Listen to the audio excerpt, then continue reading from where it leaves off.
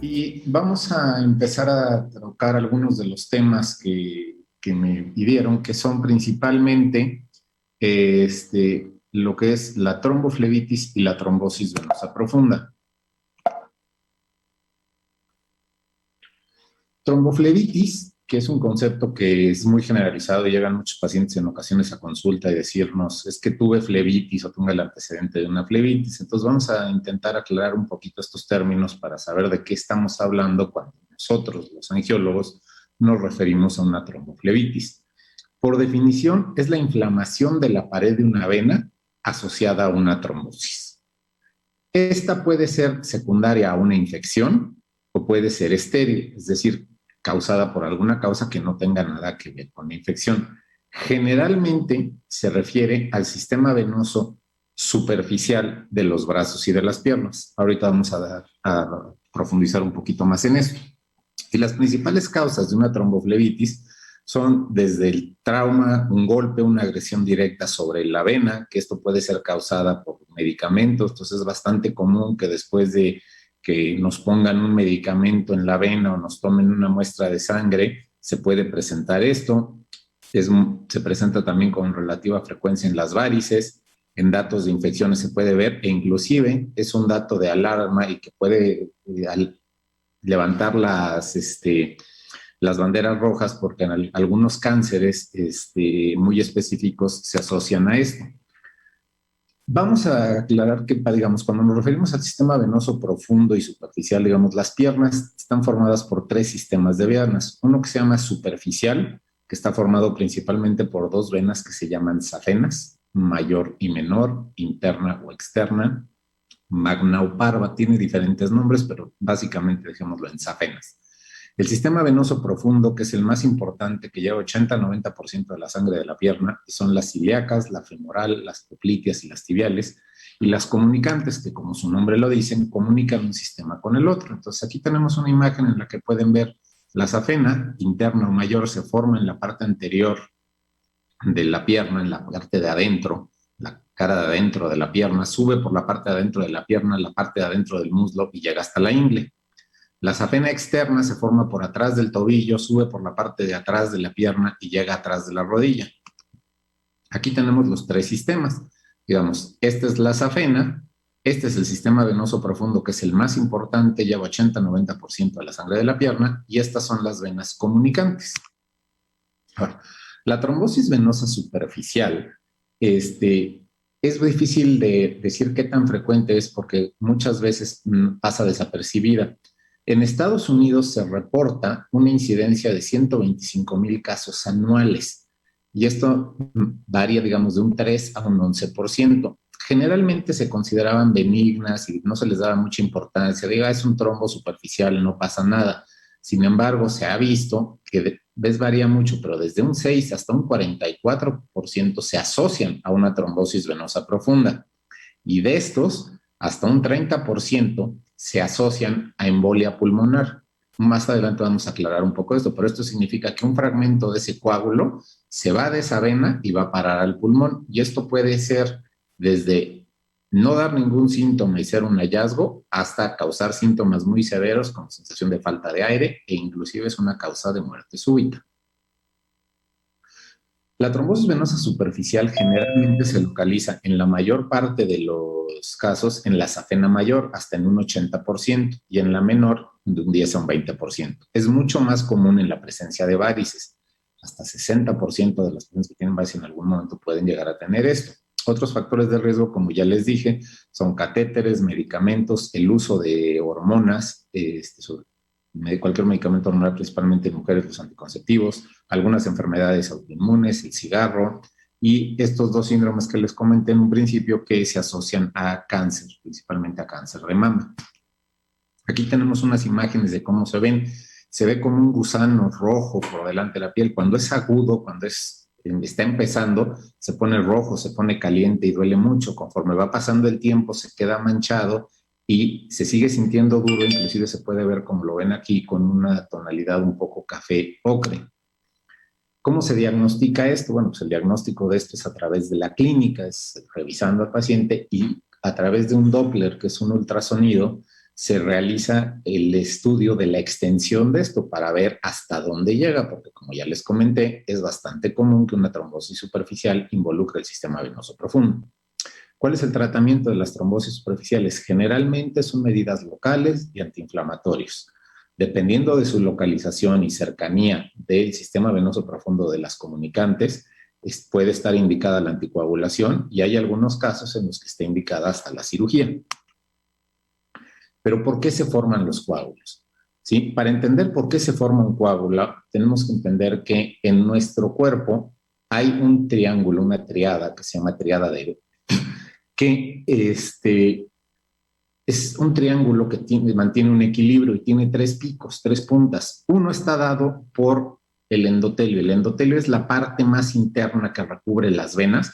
Es una capa, digamos, yo les explico mucho a mis pacientes, es como una capa de teflón en los sartenes que evita que se pegue la sangre.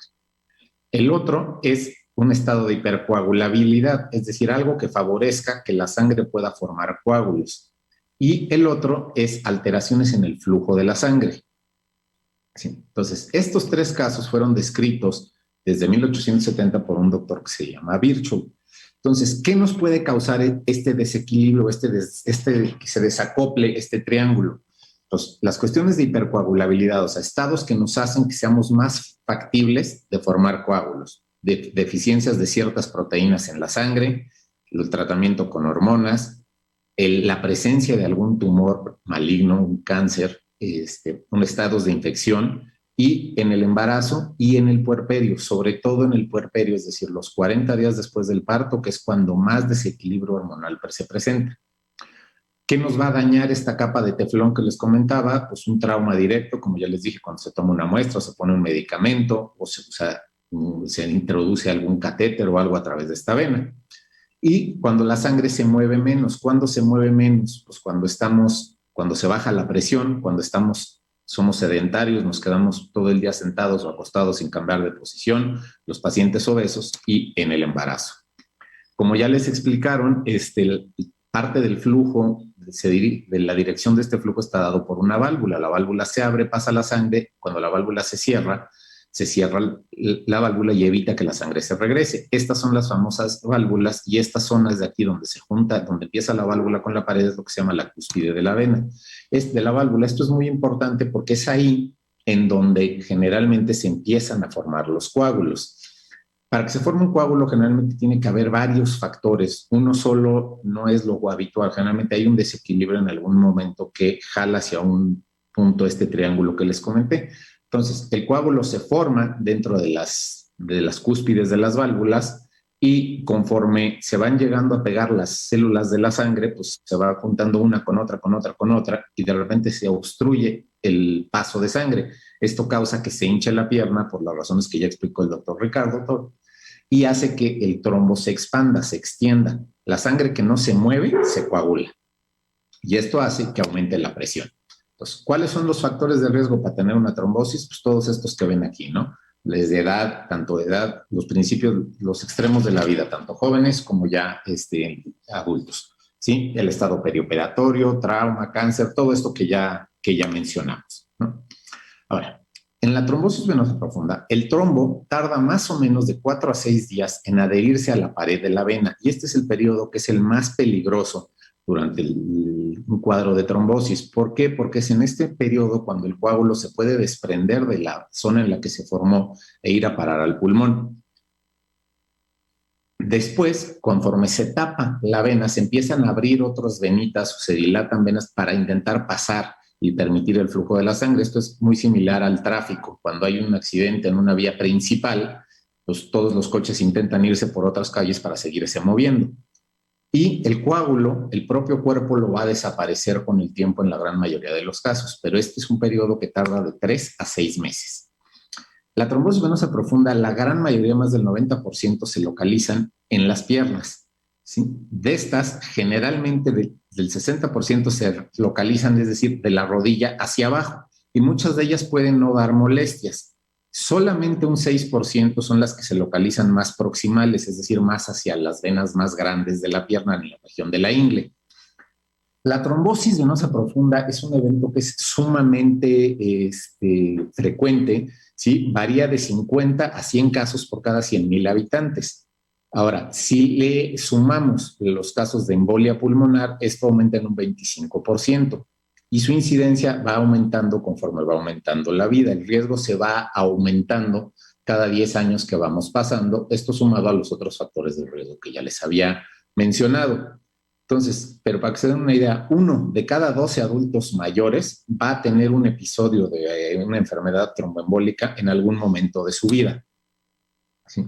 Esto es más común en pacientes afroamericanos que en pacientes caucásicos y más común en pacientes nativos de Estados Unidos, a las razas nativas de Estados Unidos. Los pacientes de origen o de etnias asiáticas tienen una menor incidencia, pero aún así se presenta.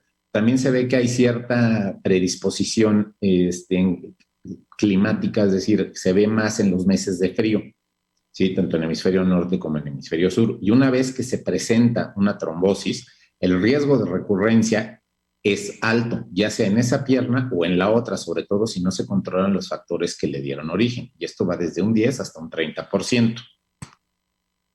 ¿Cómo se manifiesta una trombosis venosa profunda? Es el dolor súbito en un trayecto de las venas, se hincha la pierna, literalmente es de un día al otro. Yo estaba bien un día y al día siguiente pum, se hinchó la pierna, los músculos se sienten tensos, en ocasiones puede haber un aumento en la temperatura de la pierna y puede haber cambios de color. Entonces aquí lo podemos ver, se presenta dolor, se hincha la pierna y puede ponerse rojo. Ahora, cuando hay falta de aire, tos, dolor en el pecho, aumenta la frecuencia cardíaca o baja la presión arterial, estos son datos sugestivos de embolia pulmonar. ¿Sí? Ahora, ¿cómo vamos a sospechar, a diagnosticar una trombosis venosa profunda? Lo primero pues, es sospecharlo, es pensar en ello, ¿no? Hay que tener en cuenta los factores de riesgo, hay que realizar una exploración física muy completa y el estándar de oro es el ultrasonido. A través de un ultrasonido, nosotros podemos determinar si hay o no un trombo y cuál es la extensión del mismo. Y en algunos casos se pueden usar otro tipo de estudios más invasivos, como es una flebografía, que es inyectar medio de contraste. Ahora, ¿cuáles son las complicaciones de la trombosis? La complicación más frecuente es el síndrome postrombótico, que es secundario al daño de las válvulas. Más adelante hay otra plática que se refiere nada más a esto, entonces no me voy a detener yo en esto porque ya les van a explicar exactamente qué es el síndrome postrombótico. Esta es la complicación más frecuente, pero la combinación más grave es la embolia pulmonar, es decir, que el coágulo se vaya al pulmón y esto puede conllevar una mortalidad de hasta un 15%.